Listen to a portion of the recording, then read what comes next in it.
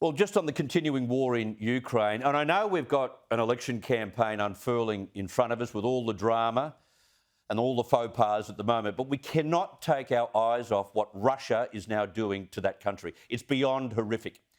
And it has enormous repercussions for how China may act in its determination to bring Taiwan back under its control and what the West will then do in response. It's in our backyard.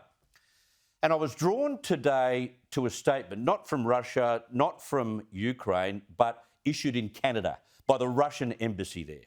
And quite often, big-noting Eastern European ambassadors can speak beyond their pay grade and reveal bits and pieces about what their governments might be up to, which may not be common knowledge. In this case, it concerns the Kremlin. In this statement, Ambassador Oleg Stepanov accused the US and Western security services of planning to stage a false flag provocation using chemical, biological, or nuclear weapons of mass destruction. And the statement highlights specific areas, including several nuclear power plants, as the venues that Ukraine will select to use these weapons. In other words, Ukraine will pretend that the Russian armed forces are using these means to exterminate Ukrainians.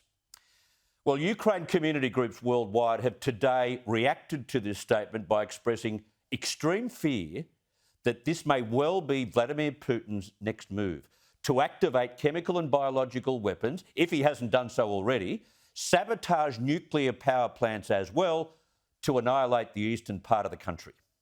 Now, the point is, Putin knows he has absolutely no international future ahead of him.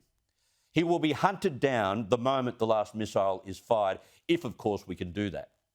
It may then be in his desperation to keep Russians on side and end the war that he decides to throw absolutely all caution to the wind.